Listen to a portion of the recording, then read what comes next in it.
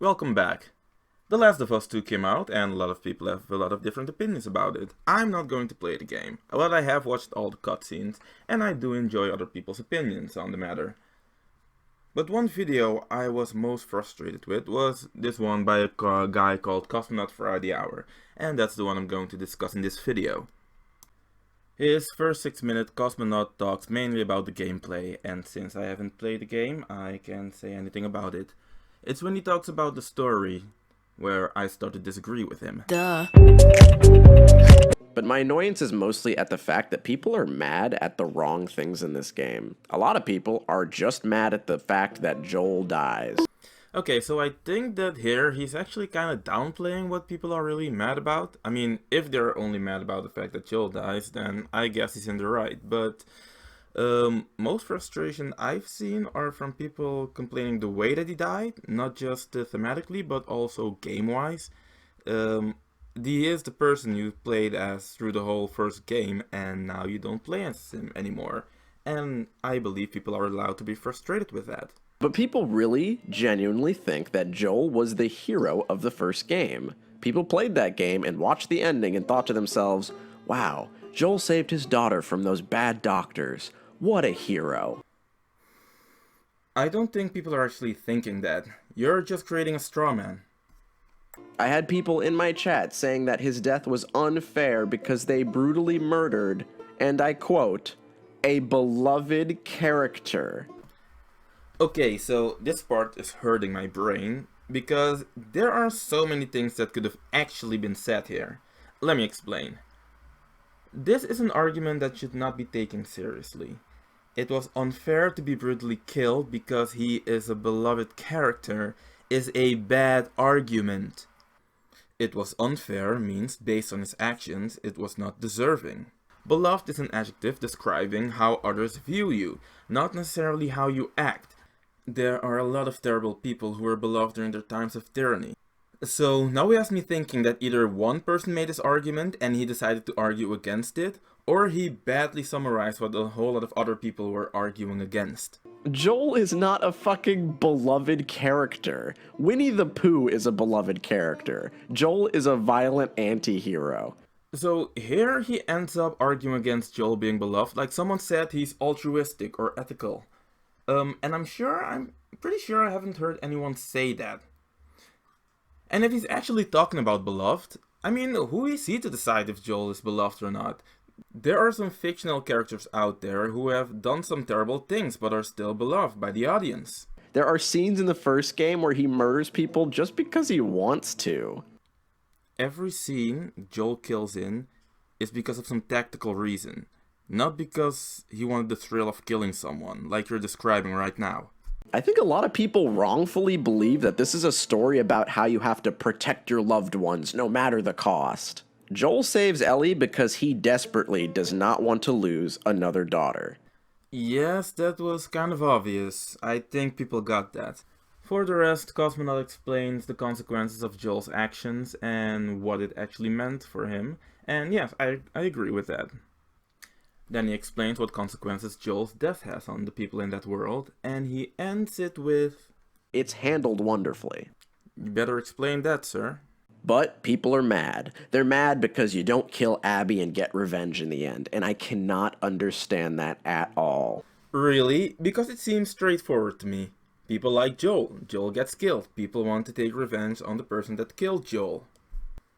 So when the goal of the player is to take revenge on Abby, and you are in front of her but the game takes away that option, people will get frustrated. But later, we see that she was actually flashing back to a very specific scene where Joel and her are talking about forgiveness. And I would say that that's the theme of the game. Ellie has to learn how to forgive Joel for what he did, and then she has to learn how to forgive Abby.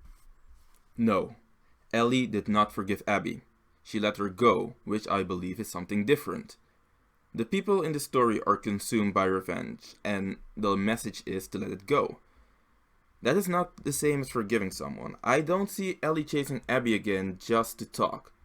If the theme is really forgiveness, it has been executed terribly. If the theme was forgiveness and it was done right, There should have been more times in the story where people are forgiven and or asked to be forgiven. But nobody ever asks that. Dina asked Ellie to let it go. To let go of the need for revenge because of what that pursuit will cost her. Dina doesn't ask Ellie to forgive Abby. And the fact that Ellie chooses to sacrifice so much to chase after Abby and in the end not kill her, that is what frustrates people. So no, this is not a story about revenge. It is a story about forgiveness, which is much more interesting to me. And you have every right to feel that way. The problem isn't the theme, the problem is the execution of that theme. I think there are a lot of people on the other side of this argument who will agree with you that forgiveness is much more interesting than revenge. If you got to this scene and you thought that the best narrative choice is for Ellie to kill Abby, then I truly cannot fathom how you consume stories. Because to me, this was never a revenge story. I never saw it that way. So how can you say this isn't a revenge story while so many decisions are made out of revenge? You later even explains how revenge plays a role in both their lives. Ellie and Abby both suffer immensely for the things they've done wrong. Abby takes revenge on Joel and it causes all of her friends to die. Abby's problems aren't all created by her killing Joel. Most of them are created by her wanting to help her friend who is having a crisis, helping this kid who escaped the cult, and searching for the Fireflies to get back to fighting for a cause, which are trait most people will call good. It's only then that she's haunted by her past actions, which I believe a lot of people in this world have to deal with. You can even say having Ellie chase her saved her life. The story doesn't say she has to deal with shit because she did a bad thing. The story says she has to deal with shit because she lives in a shitty world. There are ways this could have been fixed. It could have been that killing Joel was the thing that pushed Owen to run away. It could have been that the group she executed Joel with was the group that turned into a justice-serving cult. At least that way, she'd really be haunted by her past. But now, she's just haunted by the world everyone else lives in. Then she's tortured and enslaved for months and literally crucified. When Ellie starts trying to get revenge, it ends with her having absolutely nothing. She's left with no one. Come on, man, how can you say the story isn't about revenge while you use the word revenge so many times to summarize the plot of the antagonist and the protagonist? And I really like how both of these stories mirror Joel's adventure in the last game. For instance, Joel makes a selfish choice in the first game and it damages his relationship with Ellie forever. At the end of this game, Ellie makes a selfish choice by leaving Dina to try and go get revenge, but it damages her relationship with her forever. This is the level of storytelling that I want from this series. I love shit like this. Oh, Cosmonaut, are you saying you like it when stories do stuff like that?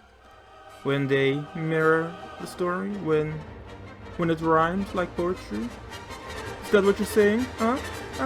Now I'm just fucking with you. I love having strong themes that permeate throughout the whole story. I remember when the first game came out and people were furious that you had to kill the doctors and make Joel do the bad thing. But that's the shit that I love. I actually really like that these games don't give us a lot of choice. It is a little heavy-handed in some scenes, but this series is not about us, the player. It's about the characters.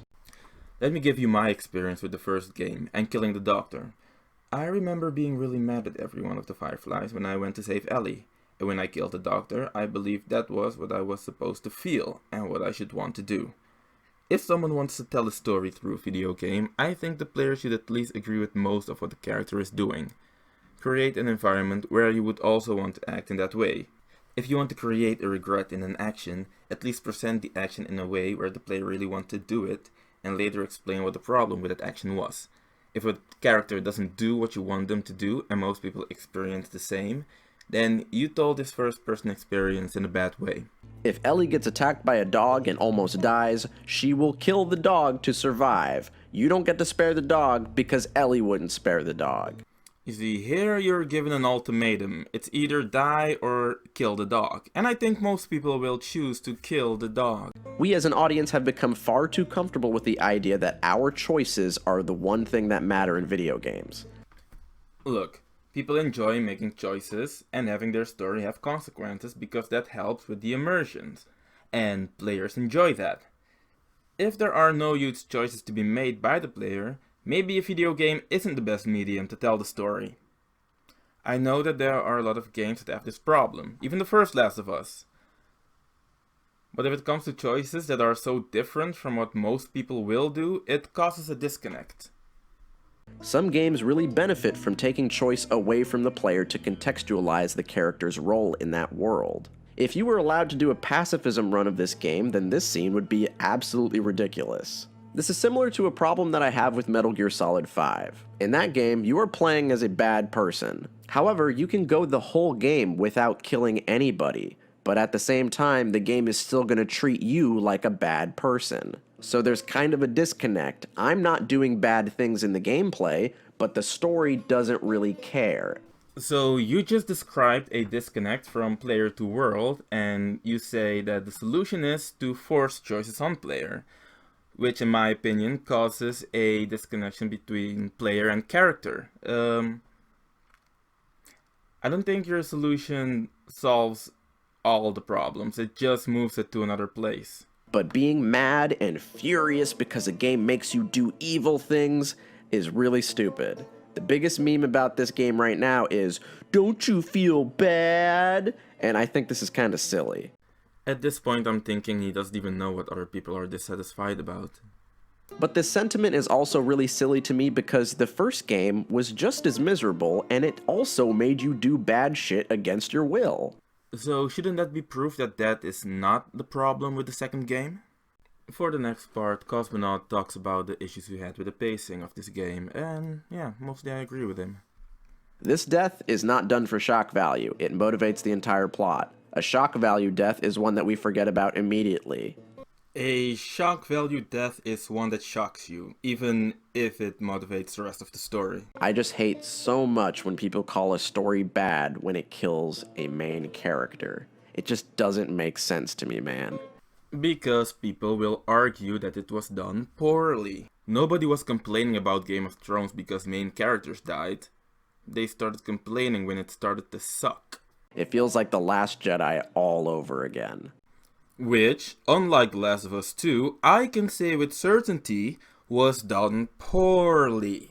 There were actual real reasons to not like that movie, but when it first came out, people were just mad because Luke Skywalker dies. I'll believe you when you give me references.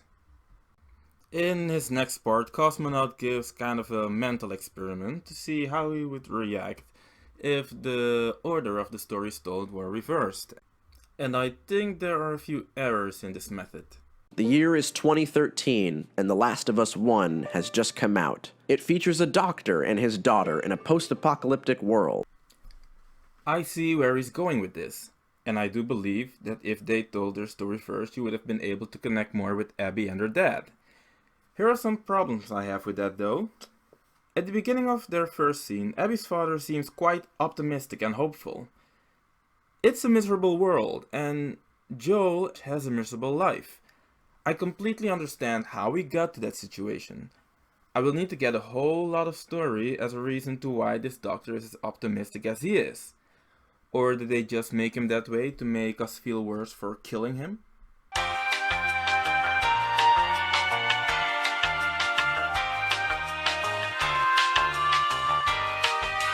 But then, a few years pass, and in this alternate universe, The Last of Us Part 2 comes out. And then we have to play as those other people. How dare Naughty Dog make me play as these lunatics? Correct me if I'm wrong, but I think that you're skipping some plot points before you skip to playing as Joel and Ellie. When do you play as Joel and Ellie? Do you learn as Abby why it is that Joel saved Ellie / killed your dad? Are you as Abby still saved by Joel at the beginning of the game, or do you play as Joel at the moment? Does it change the way your character thinks about Joel when you learn that the person who saved you is the one that killed your dad? I need answers to these before I can surely know how I will feel. They were clearly the villains of the last game. Dr. Abby's dad was the true hero. He wanted to save the world. They killed my dad, and now they live in this peaceful country town? Are you fucking kidding me? That's not fucking fair. Joel is evil. Why would Naughty Dog try to make me feel bad for killing him? Wait, now I have to play as his daughter? Are you kidding me? She's a psychopath. Do you see how silly that sounds? I didn't even change the story, I just put it in a different order. My point is that people are criticizing this game with the most surface level observations. It's so shallow the way people are talking about this story. It all comes down to how you do it. Do you really think it's weird that people were unsatisfied that they had to play as someone they hated? Also, Abby's never really redeemed for what she's done to Joel. She never hears Joel's side of the story, nor does she try to figure out why he did what he did. She's never conflicted with the fact that she left someone fatherless because she herself was made fatherless. In that scene, she's consumed by nothing but hate. And when you start playing with her, you don't see that back. She's actually pretty chill and kind of a badass. I think people will not be able to connect with her because first she is presented as someone consumed with rage, who tortures her victims, and later as someone who doesn't really deal with that side of her. It creates cognitive dissonance. It's like the story completely justifies her actions. Abby's flashback and gameplay is presented as part as to why Abby did what she did. But what it actually does is show why Abby is nothing like the person she was when she murdered Joel. They never show how acting like that got in the way of her relationship with her friends, only how her actions got back at her. They don't show how being consumed by revenge affected the group she was with. Based on this story, Abby never needed to change as a person. It was just of an error and the way the world works that Abby had to deal with some shit. The problems they face are never their own humanity. They're just problems presented by being in a post-apocalyptic world. There is so much that could have been done with Abby, but they just throw in two different characters and switch between them so things can happen the way they want to. That's most of what I have to say. Feel free to share your opinion if you agree or disagree with me, and I will see you guys next video.